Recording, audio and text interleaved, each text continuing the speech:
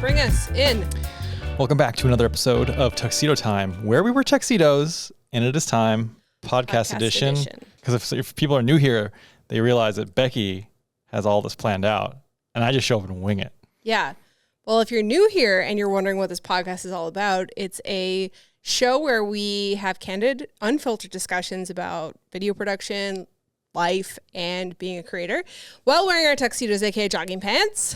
Yes, that's probably very confusing for people who are like, what's the deal with tuxedos? What, you're not wearing tuxedos, but these are our tuxedos. Yeah, to use tuxedo in a sentence, you might be at work, you're going to say, oh, I can't wait to go home and put on my tuxedo and lay on the couch and binge watch Cobra Kai. You might say that, yeah. You might say that. We might have done that yesterday. We definitely did that yesterday. All of the episodes. Yeah. And by yesterday, you mean all weekend long. Correct. Yes. Yeah. Yeah. So today's episode is, what is today's episode about? We're kind of talking a little bit about. Oh, wait. Boba Fett's out. The new Boba Fett. Well, maybe you can watch that. What the fuck? Not committed to this podcast. Is this changing the quality of the audio at all? I feel like it's like blurring it a little bit. No, just you have to make sure that you're still close to the mic, right? Yeah, okay. Blurring the audio. Spoken like a true video dude. I don't know anything about audio. Everything, I'm like, how do I add curves to this audio? It's called an EQ. Okay, look it up. Today's episode, I wanted to talk a little bit about gaining inspiration because I bought $300 worth of coffee table books. One? Yes. Isn't that stunning? Look, it's a battery. It's beautiful. I'm going to make a full video on our main channel about my favorite coffee table books at some point, but this is a new one. But first, before we get into the podcast, I just want to say a huge thank you to Cuts for sponsoring today's episode of the podcast and being a supporter of this podcast and our channel for the last 6 months. Wow, it's been 6 months already? It has been, yeah. 6 months of maximum lounging. 6 months of epic tuxedos. Well, I will have to say that this hoodie and jogger pants combo that matches, I lived in it all Christmas vacation. Same. Literally wore it for 7 days straight. Oh my God. I washed it once in between. I washed mine once as well. Yeah. I wore it the entire Christmas vacation. People were like, are there stains on your pants? I was like, yes, those are turkey grease stains. Then I wore it on the plane home and I haven't done laundry since. So it's been sitting in the laundry, which is why I'm wearing this one today, which actually, it's a nice fit. It's a different size. It's mine. Yeah, it is. You're wearing mine. Yeah, that explains the stain I'm seeing on the left breast right here. You just said that you wore that the entire Christmas vacation and you hauled it out of the dirty wash. That explains the stain on the left breast here. Yeah, so don't be blaming that stain on me. Cuts is having this fun Carpe Diem challenge.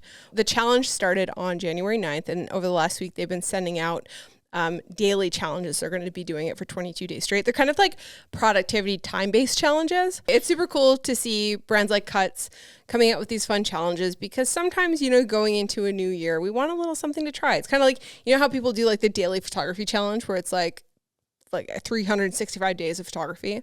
Well, this is a lot easier because it's just 22 days of time-based challenges that you can kind of complete in a short period of time. So thank you so much to Cuts for sponsoring today's podcast. If you want to check out our link, you can get 15% off. And if you're listening to this is more incentive for you to go onto the YouTube channel and actually look and visualize my one piece, well, it's actually two piece, but my matching jogging set right now. With the stain on the left breast, which is not my fault. The left breasticle. All right. What do your socks say? Well, first of all, I bought these socks for you. And I just related so hard with them that I just stole them. You just stole them? Yeah, so for those who are... So you stole my hoodie and you stole my socks. Affirmative. Okay. So for people who are listening to this, why don't you read out what my socks say? It says, everything hurts and I'm dying. Story of my fucking life. Doesn't that really resonate with you right now? Yeah, that's literally, if somebody was like, oh, what's the catchphrase for your life? I'd say, everything hurts and I'm dying. I mean, it's just very, very true. Hashtag relatable. Yeah. And this podcast is probably the first one we've recorded since my birthday on December 27th. Well, actually, we bulk recorded 2 post-birthday. Oh, did we really? Yeah. I am so old that I forgot. You're so old that you forgot and then your dentures fell out while you were blowing out your birthday candles. Like that gif? That's really cute, that old lady. Yeah. Donna sent me that today. Well, I have a mouth guard now because in addition to everything hurting, my jaw Also included in that. Yeah. And I think it's just, it's interesting actually because our dentist, we have the same dentist, who is also a pilot, coolest dentist ever. Yeah. And cool. we always shoot the shit about flying whenever we go in. But he was saying that he's seeing such a massive increase in the number of people with temporomandibular joint dysfunction. Yeah, from like stress. Jaw pain and just people clenching all night. I'm like, yep, that's me. Same. I grind my teeth and clench all night, and I've been having issues with it. So I got a super sexy mouth guard just like Becki. You've been resisting it because at the beginning of the pandemic. Well, you got one early. Yeah, because I was having massive headaches and jaw pain because I was like clenching really bad. And my previous dentist said, like, if you're clenching, just stick your tongue between your teeth to like not clench your teeth. So that helps. But in the nighttime, it does not. Use your tongue like a mouth guard. Yeah, but it doesn't help in the night. So I got a super sexy mouth guard. And Chris was complaining, and I was like, "You should go to Dr. Bill and get a." I was roasting you so hard for it too. Were. And then you're like, "All right, Becki, come put your super sexy mouth guard in." And then one night we were having dinner, and you were like, "Oh!" Every time you were chewing, "Oh, I can't chew anymore." Oh, I didn't say it like that. And then you cried in the shower listening to your dashboard confessionals or whatever your favorite music was from. A Peckham exaggeration. I told my therapist that's what you call my catastrophizing, Peckham exaggeration. 100%. You're genetically predisposed to it. Anyway, after you cried because you couldn't eat your sandwich, you decided I should probably go to the dentist and get a super sexy mouth guard. Has it helped? See, the problem is that the episode, it's episodic in nature, so it waxes and wanes. Hair is crazy right now. Well, you know what? I don't even care. It waxes and wanes in severity. So it'll have a flare up for like 2 weeks and then it'll go down. And You're the only person I know who says waxes and wanes. I've never heard anybody else say it waxes and wanes. The moon waxes. Okay. Why would you say that? I don't know. It's just funny. I've just never heard anybody say waxes and wanes. Why would you never say that? I mean, I don't know. It's just not a part of my vocabulary. Okay. Anyway, so it ebbs and flows. It waxes and wanes. Okay. It's up and but down. Have you had an episode it's since sinusoidal in nature? Have you had an episode since your super sexy mouth guard came into play? Not yet. Knock on wood.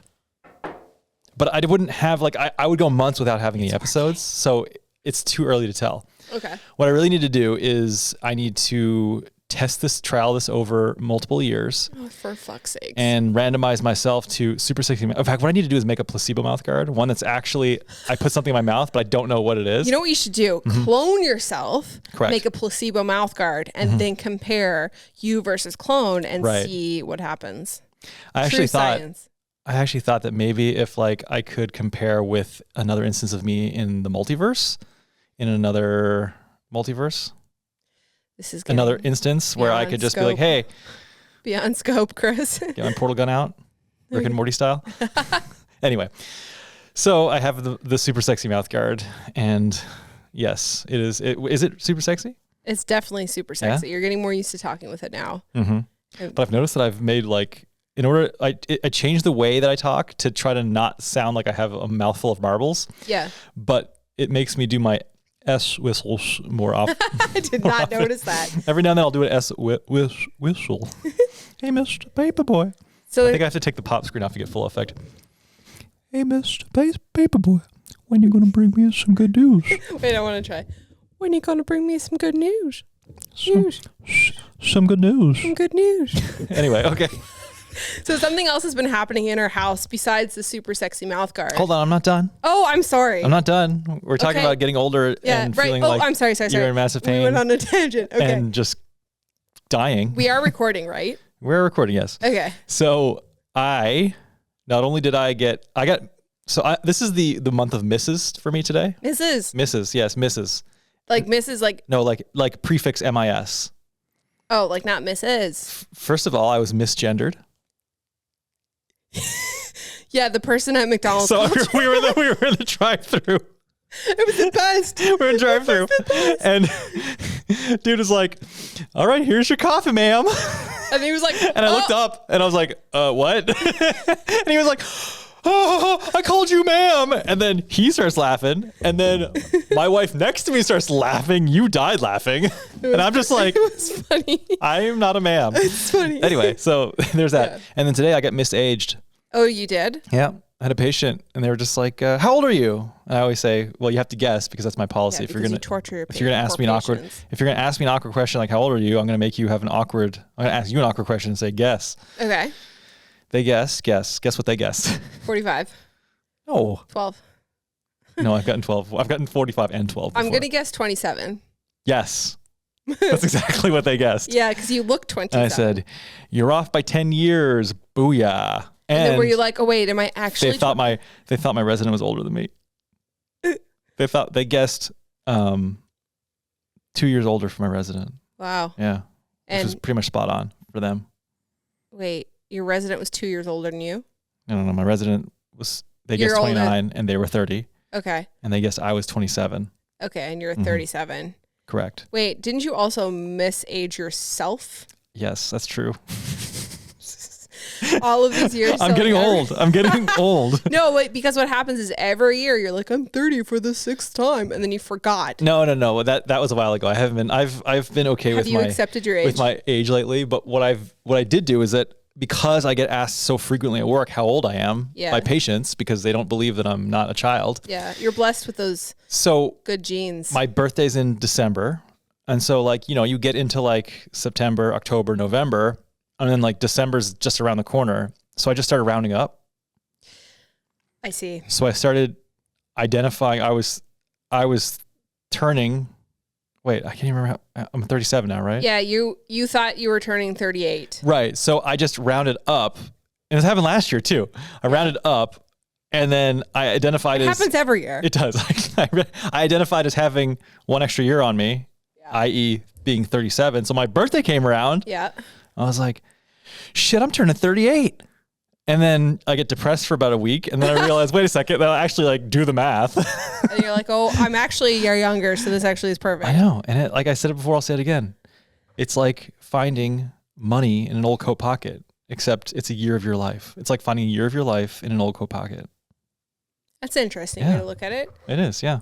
So, okay. Is that? It's like a coat pocket savings plan. Okay, so we had the super sexy mouth guard happen. Yep. We had you getting miss. Yes. Something else happened in this house. Yes. What happened? Tell them.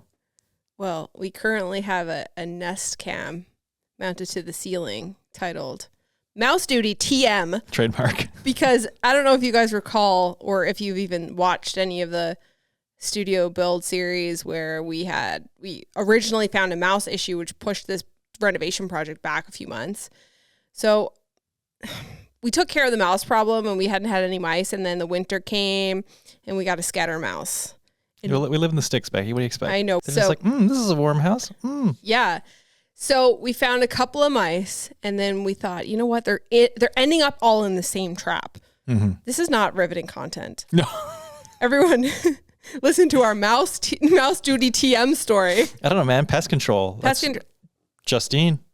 Listen, I've said it before, and I will say it again. What? Home shield protection plan. You love the home shield protection plan. Suburban pest control. The best. Anyway, so you love things. You love I like a good deal. I like concepts that like you take the products and you fold it into a little all-in-one package. The Freedom Driving Club. You know what I like? I like having. You loved your Freedom Driving Club. I like having a good experience with a company where they like come and take care of you, and then you just have that person. And now like every time there's like a wasp nest or mice or something happening, you just call this one company and you're part of the program. Most of it's covered. Oh, she's part of the program. Except for it doesn't cover bed bugs or ticks. Okay. Or carpet moths, apparently. But anyway, so let me finish my story. So originally we had a guy come from the company. He set a bunch of traps. He was like, I'm taking care of this problem in it's going to be done with in a week. And he was right. He took care of it. It was done. But he left traps up, and we found I think it was like a couple months ago, there was one mouse in the trap up here that had fallen on the floor. And then we found another one and another one. So the trap is up in this part. We haven't found any mice in any of the traps except for this one. And then there was another mouse in the same trap. And I had bought some Nest cams, so I was like, I have an idea. Technology. Because I was like, oh, maybe we get a GoPro and we'll have it like set up. And I'm like, no, that's a hassle. I was like, you had an extra Nest cam. I had an extra Nest cam. So we mounted it to the ceiling and we called it Mouse Duty TM. And guess what? Got a mouse. Got the mouse.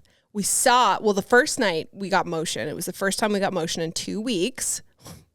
Wow, what is this podcast about? You were talking about catching a mouse on your Nest cam. So mouse came in through the thing. It was crawling everywhere. We didn't catch it. It was too smart. And we saw its patterns and it was really gross and creepy. Like they can actually crawl up walls and shit. Like they have little claws. They have talons. Oh, okay, stop. Talons. So we saw its patterns. So sorry if you don't like mice, but like I don't want them in my house. So we trapped the shit out of the corner. And what happened? Within an hour, got it. we got it. And so now we still have the camera up. Haven't had activity on it recently. No activity yet. Except for the cobweb that just kind of dangles in the breeze. The cobweb is a lot smaller than it looks on camera. It does, yeah. Wide angle lens. Yeah. Okay, well, anyway, maybe somebody clicked on this podcast to listen to us talk about $300 worth of coffee table books. So I guess we'll talk about that for a few minutes. I have nothing to input on the $300 coffee table books because I had no input on getting them. I know. So here's the thing. I love looking at books for inspiration. When we lived in Newfoundland, my office was filled with like design and photography books, magazines. You love print media. I love print media. And since we moved here, like all of those books got left in Canada and then they got sold or given away when we moved. And so I didn't really like have any books. So I went on and I was like, you know what? I need some like physical inspiration, paperback. Like I want to see it. I want to look at it. I bought $300 worth of books. They're kind of all range from like graphic design books, advertising books. There's some interior design books. I bought one about like ski maps and one called Snow. What is this book even? Okay. Like, what is this? That book is from an advertising agency, and that is some of their top work from 1998 till 2019. Oh. Just read the cover. Read the cover. Isn't it beautiful with the black and the cover? A book about the creative process and design of airplanes. See, it's in a spot. It's in a airplanes, museums, alcohol, pharmacies, sports, cars, tin cans, fast food, alphabets, batteries, daylights, flags, money, sound, infrastructure, and the Nobel Prize. Yeah, beautiful. It's kind of a poor design. There's only in the embossed. Oh, I love it. I didn't even see it. I'm just like, a book about the creative process design of alkaline battery. Yeah, I'm pretty sure battery's on that list. Probably. Anyway, so I think I have blood on it. Great. So it kind of got me thinking about how we find inspiration these days. Yep. Because we're always on Instagram and Pinterest, and we kind of like, follow our favorite people. We get inspired by them, but I think oftentimes we forget to look for inspiration outside of social media. And we start to become kind of clones of one another because we're getting inspired by the same people and kind of pulling things from the same people. And, And the same people are trying to post similar content thematically because it will create a more homogeneous, cohesive brand. Exactly. Yeah. So it kind of got me thinking about like the olden days when I had all these books in my office and I used to spend time like looking at them and turning the pages and smelling the paper and really admiring everything. And so I just went ham on the books and it's just like, I don't know, I just feel like I need to disconnect from social and look at something, especially now because we can't really travel again with Omicron. Like I used to get a lot out of going to like stores and looking at products and staying in cool hotels and cabins. Like this is another way that I like to get inspiration. But that part has kind of been missing for the last 2 years. And I've been kind of feeling a little bit. You feeling? Yes,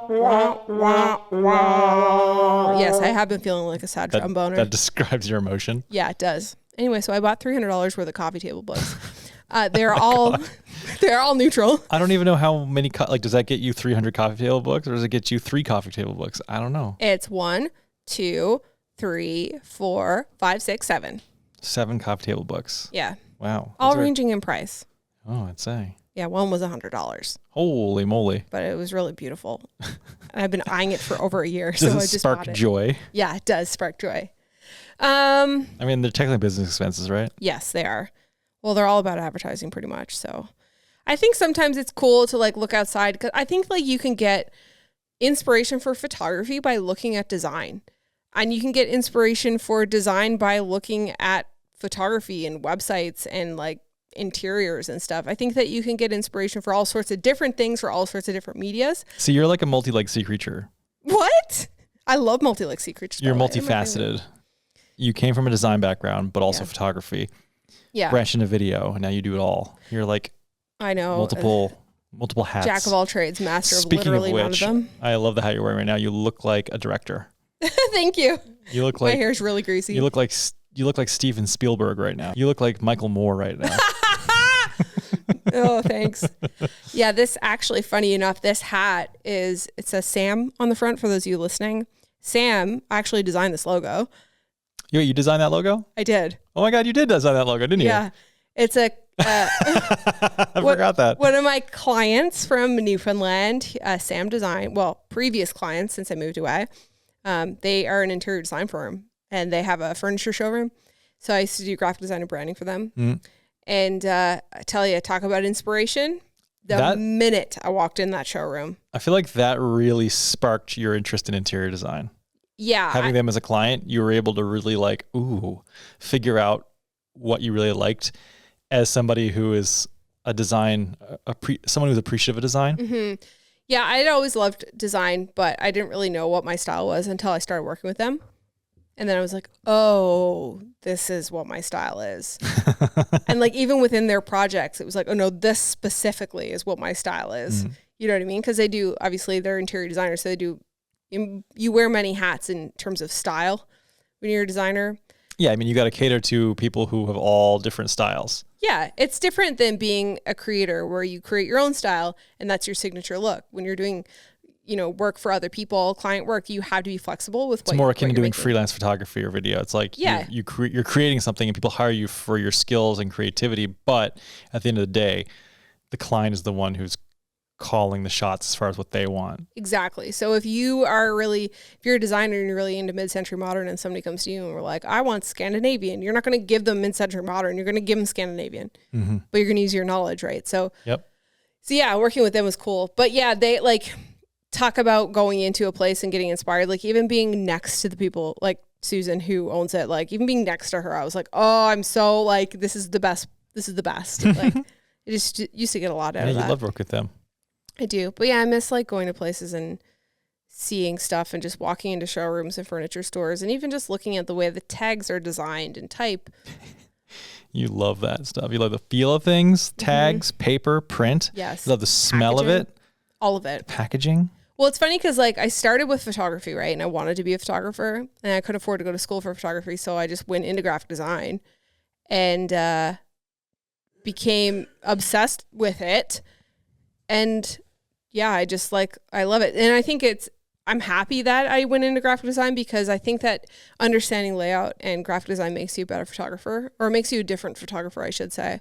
Well, it's shooting for print versus shooting for the sake of shooting a photo. You can shooting for a layout versus just shooting a photo. Mm. And I used to get a lot of inspiration too from the advertising books, because with advertising books and magazines, you're getting photography and design. You're getting a mix of both. And I think ultimately that helps with understanding how to do like type hierarchy and layout and what's visually pleasing. And I think it helps with YouTube thumbnails and like YouTube header and like how you're laying out your website. So you got a book that is about design. So it's a layout within a layout. Yeah. Everything about that book that's on the table sparks joy. It's I'm looking at the design content, but then like that content is laid out in a design of itself in the book. Yeah. Everything about that. I got 7 books and that was the one that was like, this is the coffee table, because it's got interesting print technique on the front. It's gloss with like an emboss and a spot varnish. Wait, let me just double check. They're going to make another collection of that book, but they're going to include that book in the next book. So it's just going to be extra huge. It's going to be a design within a design within a design. So this book is a hardcover book with a jacket on it, and it's a white cover with a silver battery with black and white typography on the front. And the book jacket is gloss with an emboss on the front. When you take the jacket off, the entire book is matte black with white text. It's stunning. Normally I would take the jacket off, but I like the jacket on this one. And then all the pages are just like laid out beautifully. And there's just like a lot of nice, like everything about that just sparks joy. And I think that we all need a little bit of analog inspiration these days. I'm looking up deboss versus emboss. I think it's deboss. Oh, wait. No, I think it's embossed. It's embossed. It's embossed. It's raised. Debossed is stamped in. That's right. Embossed. I always get them mixed up. Wow, you call yourself a designer. I know. I'm definitely rusty. I mean, I went to school in 2007, and then I haven't worked as a designer in 6 years. You know what happens when I get rusty at the things I learn in school? What? People die. Well, I'm not a fucking doctor, so I'm not doing surgeries on people. Next. I do want to talk quickly, though, about this like little productivity hack that I have. Okay. I call it the at-home coffee shop. Oh, you love that at-home coffee shop. Man, it has changed the game during the pandemic, especially like working by yourself or if you're like, working from home. And sometimes it's hard to motivate yourself to like do work. So I have this like productivity hack that I do. What are you laughing at? Keep going. What are you laughing at? Do you call the Home Shield? No, I call it the at-home coffee shop. No, do you call the Home Shield about it? What? Do you go to the Freedom Driving Club? You just love your things. This is the at-home coffee shop. This is the at-home coffee shop TM. Mouse Duty TM. Keep going. Sorry. It kind of goes back to branding, though. Listen. It does. You've branded the shit out of everything in your life. Dude, I went to school for fucking design. I love design. Mm-hmm. Okay. Why do you think that we do like series and like the Folkling Challenge? Oh, yeah. Like, no, I benefit all of this from it all. Repetitive I benefit branding. from it all. Yeah, strategy. Anyway, tell us about the at-home coffee shop TM. So here's the thing. Sometimes I have this problem starting work. Mm-hmm. So I will create the at-home coffee shop. So what that is basically creating a really productive and comfortable environment for yourself to begin work. So what I'll normally do is I'll take my laptop and move away from my office for a change of scenery.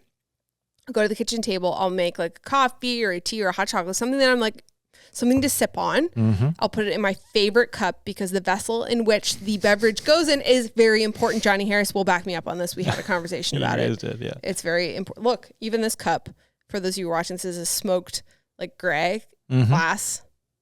This sparks joy. Let me take a sip. Yeah, they just showed up in the cupboard the other day. I got them at Target. Yeah?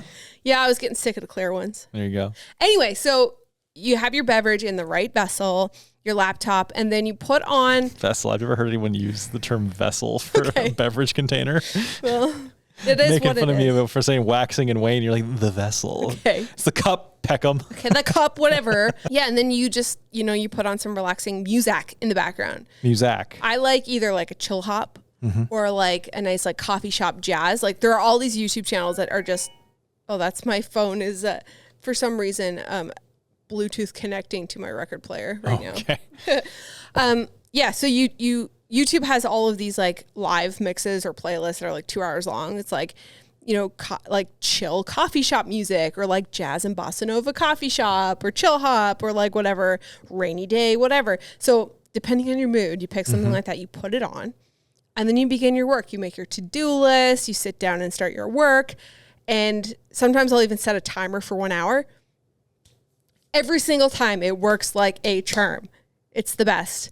So I'm going to do it this week, but instead of using my computer, I'm going to take this book and I'm going to do at-home coffee shop. I'm going to get some inspiration from this book and just try to tickle my brain a little bit off of social media. There you go. That's the life hack. That's the life hack, productivity hack, at-home coffee shop. All right. Well, we're 33 minutes into this now. Wow. Should we do our open mic? Do we have an open mic jingle? No, we don't, but we should. We can make Monolith the open mic. No, too spooky. That is far too spooky. That reminds me of the monolith, though. Remember they found that monolith in the desert? Yeah, remember that part of 2020, whatever? Oh my God, I forgot about that. Hey Becki and Chris, my name is Saeed. I'm an indie photographer based in Newport, Wales. I was wondering if you guys are happier that you found each other prior to this whole hookup culture we have nowadays, since the existence of Tinder and other dating apps similar to it has become more common now, where people just have one night stands instead of finding actual relationships. I was wondering if you guys are happy that you found each other prior to this. Thanks for your message, Saeed. You know what? It's interesting because I often tell Becki It's like, oh my God, please don't die or something. That's literally my biggest fear. Because I don't know what I would do. God, Sam. I would regress back to when we started going out and I was like 17 years old. How do you flirt with people? How do you like talk to dudes? Like, how do you, I don't know, right? Like, I would have no idea where to go. Like what? The at-home coffee shop? You're just there like this with the SpongeBob gif? Oh, it makes me sad to think about. You and I have been in the same relationship together for 18 years. And I'm so happy that we have been, because I think we're best friends and life partners, and I love my life with you. Yes, so to answer Sai's question, yes, we're very happy. But I feel like people were still having one-night stands all the way back when.